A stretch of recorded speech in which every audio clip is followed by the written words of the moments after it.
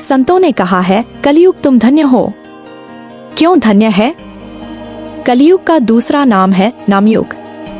कलयुग को नामयुग भी कहते हैं क्योंकि सत्ययुग में कठोर तप या ध्यान में जो शक्ति थी, त्रेता युग में बड़े बड़े यज्ञों में जो शक्ति थी और द्वापर युग में पूजन अर्चन में जो शक्ति थी, कलयुग में वह सब शक्ति भगवान के नाम में समाहित हो गई है। महाभारत की एक सुंदर कथा, कलयुग तुम धन्य हो। एक बार मुनियों में यह विवाद हुआ कि सबसे उत्तम युग कौन सा है जिसमें थोड़े से ही साधन से महान फल की प्राप्ति हो जाए। सभी ने अपने अपने विचार रखे। अंत में यह निश्चय हुआ कि इस प्रश्न का उत्तर वेदव्यास जी से ही पूछा जाए। जिस समय सभी मुनिगण वेदव्यास जी के आश्रम में पहुँचे, वे जाह्नवी नदी में स्नान कर रहे थे। मुनिलोग स्नान की समाप्ति की प्रतीक्षा करते हुए एक पेड़ के नीचे खड़े हो गए। वेदव्यास जी दिव्य ज्ञानी थे, वे मुनियों के आने का कारण जान गए। अर्ध स्नान करके ही वे नदी से निकलकर मुनियों के सामने कली तुम धन्य हो, कली तुम साधु हो, ऐसा जोर जोर से बोलने लगे। वेदव्यास जी के स्नान की समाप्ति पर सभी मुनिगण उनके आश्रम में पहुँचे और उनसे बोले, हम यह जानना चाहते हैं कि आपने स्नान करते समय कली तुम धन्य हो, कली तुम साधु हो, ऐसा कहकर कलियुग का गुणगान क्यों किया?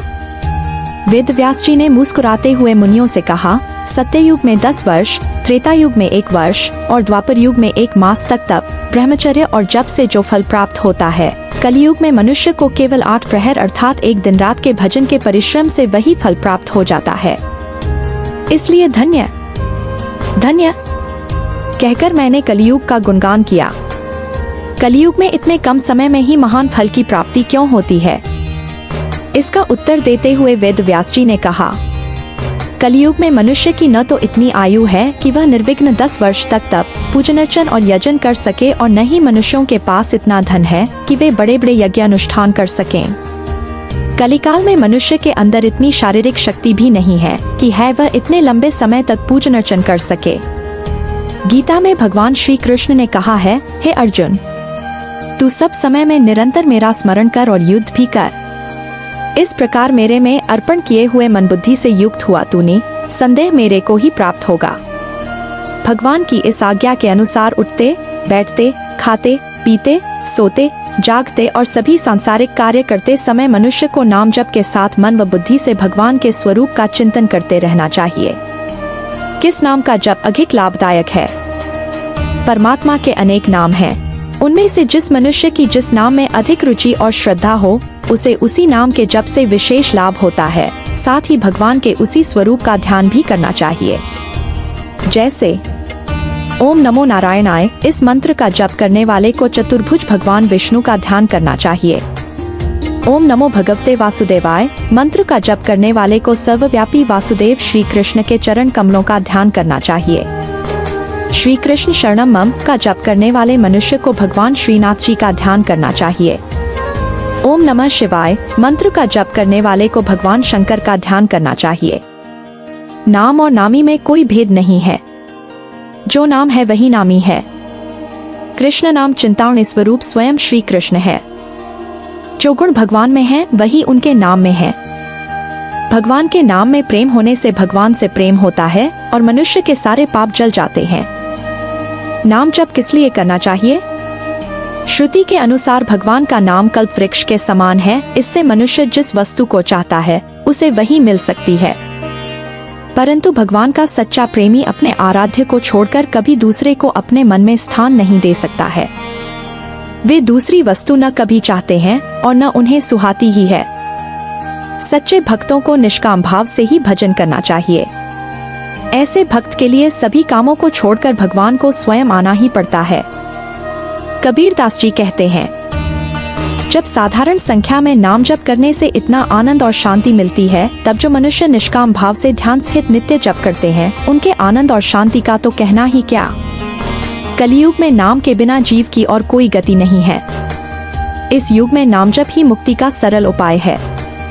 नाम जप की तुलना में नाम संकीर्तन 100 गुना श्रेष्ठ माना गया है, क्योंकि जप करने वाला तो केवल अपने को ही पवित्र करता है, परंतु ऊंचे स्वर में कीर्तन करने वाला अपने साथ साथ जीव जंतु, पशु पक्षी, कीट पतंग आदि सबको पवित्र करता है। नाम कीर्तन किसी भी प्राणी, किसी भी समय और किसी भी अवस्था में किया जा सकता है। इसे करते समय देश, काल, पात्र, पवित्रता और अपवित्रता का कोई बंधन नहीं है। जब संख्यानुसार किया जाता है, संख्या के लिए माला की आवश्यकता पड़ती है और माला रखने के लिए झोली की जरूरत होती है। साथ ही माला करने में एक हाथ भी घिर जाता है। ऐसे में घर, दफ्तर आदि का काम करने वालों के लिए यह संभव नहीं है। नाम संकीर्तन में यह असुविधा नहीं है। काम करते हुए भी मुख से हरे कृष्ण कृष्ण कृष्ण हरे हरे, हरे राम राम राम हरे हरे, यह कलिकाल का महामंत्र करते रहिए। न संख्या गिनने की आवश्यकता है और न माला झोली की।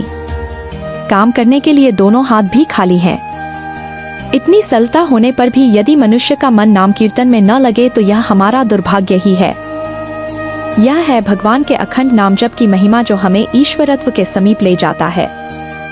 भगवान नाम जप का केवल मानव शरीर पर ही प्रभाव नहीं पड़ता बल्कि वनस्पति जगत भी इससे प्रभावित होता है। तुलसीदास जी ने जब व्रजभूमि में प्रवास किया तो उन्होंने अनुभव किया कि व्रजभूमि में रहने वाले संत भक्तों के सानिध्य में वहाँ के वृक्ष व लताओं से भी राधे श्याम की ध्वनि निकलती है। श्री रामचरितमानस में हनुमान जी भगवान श्री राम को सीता जी का संदेश सुनाते हुए कहते हैं, सीता जी ने कहा है कि उनके प्राण कैद हो गए हैं। आपका ध्यान कभी छूटता नहीं, आपकी श्यामल माधुरी मूर्ति कभी मन के नेत्रों से परे होती ही नहीं। यदि कभी किंबाड़ खोले भी जाएं, ध्यान छूट भी जाएं, तो बाहर रात दिन पहरा लगता है। पहरेदार है आपका राम नाम, क्षण भर के लिए भी जिह्वा राम नाम से विराम नहीं लेती है। ऐसी स्थिति में आपके वियोग में भी प्राण बाहर कैसे निकलें?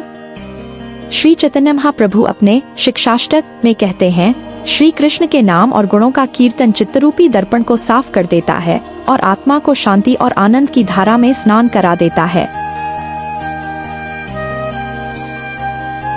हनुमान जी जो भगवान राम के परम भक्त हैं, श्री राम नाम का जाप करते हैं।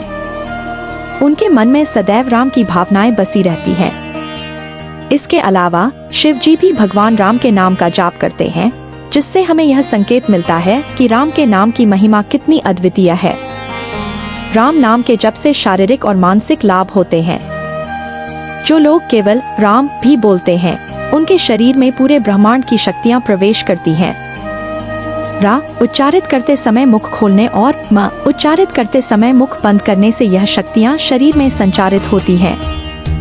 जो व्यक्ति स्वास्थ्य समस्याओं से जूझ रहे हैं, उन्हें रोजाना राम नाम का जप करना चाहिए। इससे वे निरोगी हो सकते हैं।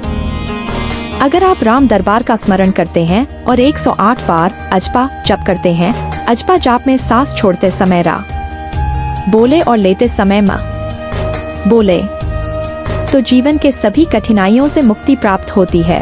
अजपा जप से शारीरिक और मानसिक स्वास्थ्य जैसे ब्लड प्रेशर, डिप्रेशन और एंजाइटी जैसी अन्य समस्याओं को भी नियंत्रित किया जा सकता है। इसका नियमित अभ्यास 3 महीने तक करने पर आपको अच्छे परिणाम देखने को मिलेंगे। राम नाम का जप करने से व्यक्ति की मृत्यु के समय वैकुंठ की प्राप्ति होती है। इसके अलावा जो लोग राम नाम का स्मरण करते हैं, उन्हें सकारात्मकता का एहसास होता है और उनका मन शांत रहता है। राम नाम लिखकर पर्स में रखने से धन की वृद्धि होती है। राम नाम के जाप से ज्योतिषीय दोष भी दूर होते हैं। उनके जाप से शनि और मंगल दोष का प्रभाव कम होता है। जरूरी नहीं है कि आपको राम राम नाम का जाप ही करना है। जिस भी नाम से आपको मानसिक शारीरिक शांति मिलती है या आपको वो नाम अच्छा लगता है कहने में या जाप करने में, वो नाम आप दिन भर बोल सकते हैं। राधे राधे बोलने वाले व्यक्ति की एकाग्रता में वृद्धि होती है। इस नाम के जाप से व्यक्ति का मन शांत रहता है और उसे चिंताओं से भी मुक्ति मिल जाती है। इसके साथ ही राधे राधे बोलने से व्यक्ति के भीतर मौजूद बुरी भावनाओं का अंत होता है। साथ ही एक सकारात्मक ऊर्जा का प्रवाह व्यक्ति के अंदर बना रहता है। राधा नाम की इतनी महिमा बताई गई है कि राधा राधा जपने वाले साधक को सुख समृद्धि की प्राप्ति होती है। राधे राधे बोलने से व्यक्ति के लिए मोक्ष के द्वार तो खुलते ही हैं, साथ ही उसे बैकुंठ में स्थान प्राप्त होता है। ओम नमो भगवते वासुदेवाय नमः। रोजाना प्रातःकाल उठकर स्नान करने के बाद इस मंत्र का 108 बार जाप करें। ओम नमो भगवते वासुदेवाय नमः का जाप करने से जीवन के कष्टों को दूर कर प्रभु श्री कृष्ण की कृपा पा सकते हैं। हरे कृष्ण कृष्ण कृष्ण हरे हरे, हरे राम राम राम हरे हरे। इस मंत्र का जाप करने से आपका मन पूरी तरह से शांत हो सकता है और आप प्रेम और भक्ति की भावना से भर जाएंगे। वहीं इस मंत्र का 108 बार जाप करने से घर की सुख समृद्धि भी बनी रहती है। भगवान विष्णु या राम या फिर भगवान श्री कृष्ण की आराधना करते समय तुलसी की माला पर जाप करना शुभ होता है। पौराणिक मान्यता है कि तुलसी की माला से जाप करने से कई यज्ञ के बराबर पुण्य फल प्राप्त होता है। आइए अब जानते हैं मंत्र जाप के नियम। मंत्र जाप और माला संबंधी कुछ विशेष नियम होते हैं, अतः मंत्र जाप करते समय कुछ विशेष बातों का ज्ञान होना बेहद जरूरी है। आप जिस स्थान पर मंत्र कर रहे हो वह स्थान साफ सुथरा होना चाहिए, जहां आप शुद्ध आसन बिछाकर जाप करें। मंत्र जाप करते समय मंत्र जाप करने वाले के मुद्रा पद्मासन या सुखासन में होनी चाहिए। सर्वप्रथम जिस माला से जप करना चाहते हैं उसे गंगाजल से शुद्ध कर लेना चाहिए। कोशिश करें जाप शुद्ध, उच्चारित और सही संख्या में किया जाए, क्योंकि जाप हमेशा एक निश्चित संख्या में ही किया जाता है। जाप करते समय पूर्व दिशा की तरफ अपना मुख रखें। माला से जाप हमेशा दाएं हाथ से करें। यह भी ध्यान रखें कि माला पर आपके हाथ के नाखून स्पर्श न करें। मंत्र जाप आप रुद्राक्ष, स्फटिक, हल्दी, चंदन या तुलसी किसी भी माला से कर सकते हैं। मंत्र जाप एकाग्रचित मन से करना अधिक फलदायी और संतुष्टि प्रदान करने वाला होता है।